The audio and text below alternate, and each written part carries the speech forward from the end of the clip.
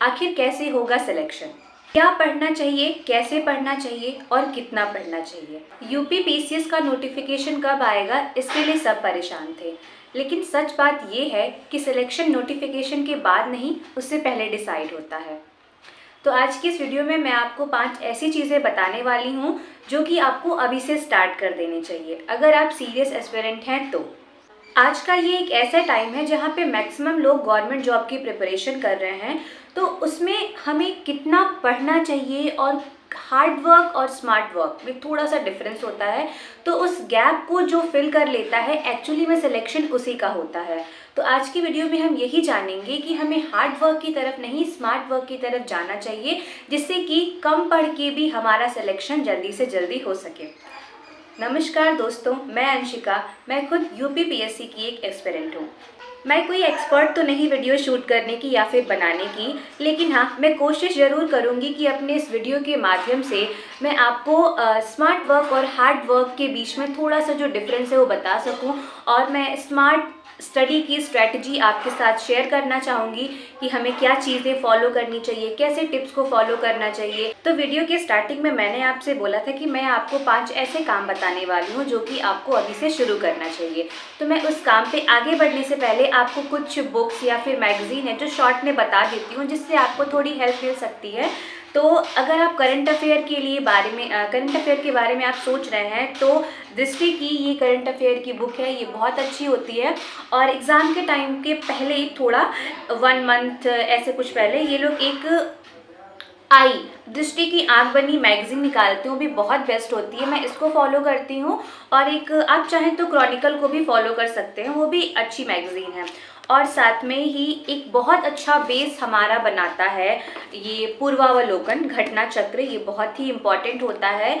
जहाँ तक मुझे लगता है कि ये सभी लोगों को फॉलो करना चाहिए। इसमें जो पुराने पेपर्स होते हैं उसका सॉल्यूशन होता है, जिससे हमें पता चलता है कि एक्चुअली एग्ज़ाम में क्या आता है, हमें कितना पढ़ना चाहिए, किस लेवल का पढ़ना चाहिए, कितना डीप, कैसे करके। तो ये कुछ चीज़ें हैं।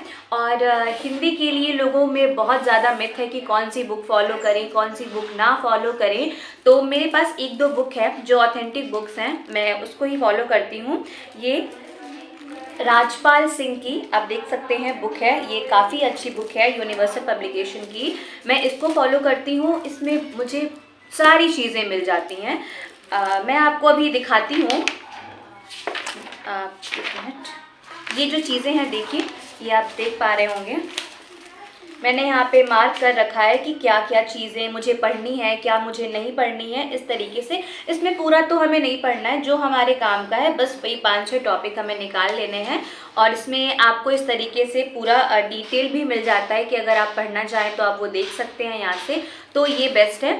अब आते हैं, आपको स्ट्रैटेजी के बारे में बताती हूँ मैं कि हमें क्या करना चाहिए, क्या नहीं करना चाहिए। यूपी पीसीएस, तो इस टाइम यूपी पीसीएस का नोटिफिकेशन आया हुआ है, इसके बारे में हम लोग बात कर रहे हैं। एज जो इसकी लिमिट है वो 21 से है, और हमें ग्रेजुएशन पास होना चाहिए। और जो लास्ट है कि कब तक हम फॉर्म फिल कर सकते हैं, वो कैटेगरी के हिसाब से होती है, जो कि हम लोगों को पता ही होता है। अगर हम लोग प्रिपरेशन कर रहे हैं तो इतनी डिटेल्स तो हम लोग जानते ही हैं।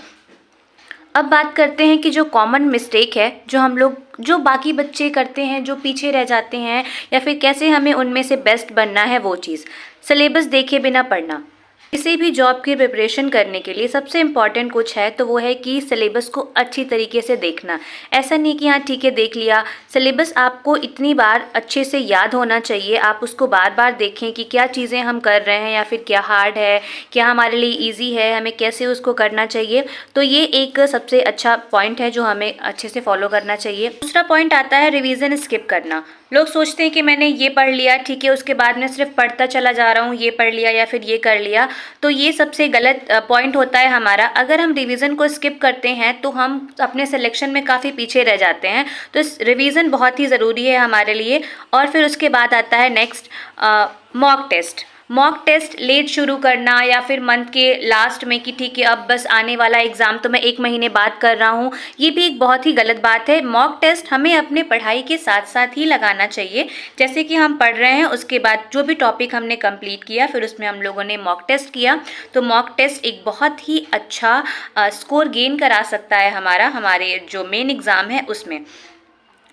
उसके बाद आती है बारी मोस्ट इम्पॉर्टेंट जो है कि स्ट्रैटेजी, क्या करना चाहिए। अभी तो हमारे पास काफ़ी अच्छा खासा टाइम है, तो हम लोग बेसिक बुक्स को फॉलो करके आगे चल सकते हैं, लेकिन मैं आपके साथ 2-3 स्ट्रैटेजीज शेयर करने वाली हूँ कि अगर आप शॉर्ट में पढ़ना चाहते हैं या फिर आप डिटेल देखना चाहते हैं तो वो सब बात। सबसे पहले कि अगर हमारे पास 6 से 8 महीने हैं या फिर उससे ज़्यादा हैं तो हम लोग NCERT प्लस बेसिक बुक्स इसको फॉलो करेंगे।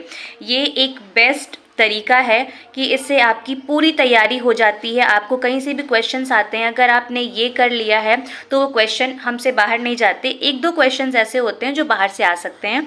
फिर आता है कि NCERT को कैसे पढ़ना चाहिए, किस तरीके से पढ़ना चाहिए। तो हमें उसको डेली 6 से 8 घंटे स्टडी करनी चाहिए और साथ में ही वीकली रिवीजन करना चाहिए कि जैसे 6 से 8 घंटे हम डेली पढ़ ले रहे हैं, फिर संडे को हमने सिर्फ रिवीजन रखा कि ठीक है जो जो हम लोगों ने पढ़ा उसे संडे को हम लोग रिवाइज करेंगे।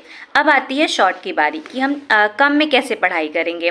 तो जैसे मैंने बोला कि अगर 3 से 4 महीने हैं हमारे पास तो हम लोग PYQ पे फोकस कर सकते हैं कि हम लोग ज़्यादा से ज़्यादा PYQ लगाएं और फिर मॉक टेस्ट दें और फिर शॉर्ट नोट प्रिपेयर करें। तब हम लोग NCERT के पास नहीं जाएंगे क्योंकि वो काफ़ी लंबा हो जाएगा, हमें उससे शॉर्ट नोट पढ़ने पड़ेंगे। ये तो या हम खुद बना सकते हैं, अगर हम लोग खुद बनाएंगे तो हमारा रिवीजन भी साथ ही साथ होता जाएगा।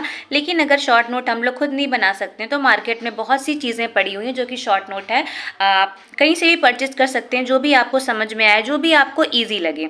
डेली रूटीन हमें कैसे रखना चाहिए, तो हमें ऐसा नहीं कि 3-4 सब्जेक्ट डेली लेके पढ़ना चाहिए। 2 सब्जेक्ट, हमें 2 सब्जेक्ट को डेली फॉलो करना चाहिए और उसके बाद जैसे 2 सब्जेक्ट हम लोगों ने पढ़ा, 1 सब्जेक्ट पढ़ा, फिर उसके बाद 1 घंटा रिवीजन पे दें। तो इससे क्या होता है कि जो चीज़ें हमने पढ़ी वो लास्ट में फिर से रिकॉल हो जाती हैं हमारी। फिर उसके बाद दूसरा सब्जेक्ट पढ़ा, फिर से उसको रिवीजन किया, तो ये हमारा एक अच्छा बेस बन गया। और उसके बाद संडे को जैसा मैंने बोला कि मॉक टेस्ट दें, ये मॉक टेस्ट बहुत ही इम्पॉर्टेंट होता है हमारे स्टडी को बेहतर बनाने के लिए।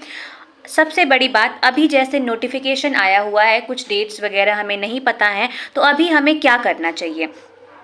सबसे पहले हमें सिलेबस को क्लियर करना चाहिए। जो नए बच्चे हैं, जो नहीं जानते हैं, वो सबसे पहले सिलेबस को क्लियर करें और फिर स्ट्रॉन्ग फाउंडेशन, हमें सबसे पहले अपनी जो एक बेस कहते हैं, नींव कहते हैं, उसे बहुत ही अच्छा बनाना होगा। जो नए बच्चे हैं जो चाहते हैं कि वो कौन सा बैच परचेस करें या फिर क्या करें, सिलेबस नहीं पता है उन्हें, तो अगर वो मुझे कमेंट करेंगे तो मैं इस पर एक डिटेल वीडियो भी ला दूँगी कि हमें कहाँ से पढ़ाई करनी चाहिए, कैसी पढ़ाई करनी चाहिए, या फिर सिलेबस को किस तरीके से डिवाइड करें, पेपर कैसे होते हैं। पेपर पहले होता है, प्री होता है, फिर मेंस होता है और फिर लास्ट में जाकर के हमारा इंटरव्यू होता है।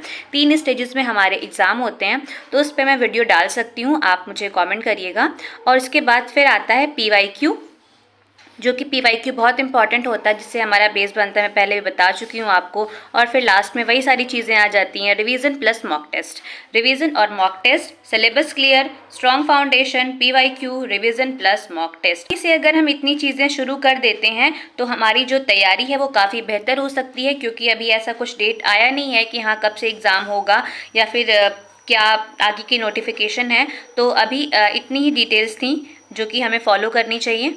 मैं खुद एक स्टूडेंट हूँ, तो मैं आपको किसी भी मिथ में नहीं फंसाऊंगी कि हमें ये करना चाहिए, हमें वो करना चाहिए। मैं डेली जिस तरीके से जो चीज़ फॉलो करती हूँ मैं वो आपके साथ शेयर करूँगी। तो स्टडी स्ट्रैटेजीज़ या फिर शॉर्ट नोट के बारे में ऐसी कोई भी आपको जानकारी चाहिए, आप मुझे फॉलो कर सकते हैं। मैं अपने इस चैनल के माध्यम से आप लोगों को स्मार्ट वर्क और हार्ड वर्क के बीच में डिफरेंस बताऊंगी और हमें किस तरीके से पढ़ाई करनी चाहिए, किस तरीके से नोट्स प्रिपेयर करने चाहिए, इस सब की जानकारी मैं अपने इस चैनल के माध्यम से आपको देती रहूँगी। अगर आप चाहते हैं कि मैं कौन सा बैच ली हूँ या फिर मैं किस तरीके से स्टडी करती हूँ, क्या मेरे पास शॉर्ट नोट्स हैं, कहाँ से मैंने उसे परचेज़ किया है या खुद बनाया है, इसके बारे में आपको कोई भी जानकारी चाहिए तो आप मेरे इस चैनल को सब्सक्राइब करें और कमेंट करें कि मैं नेक्स्ट वीडियो किस चीज़ पे बनाऊँ, या फिर आप लोगों को क्या जानकारी चाहिए मेरे माध्यम से। रही हूँ, अगर मैं छोड़ रही हूँ तो वो आप मेरी हेल्प कर सकते हैं। नमस्कार।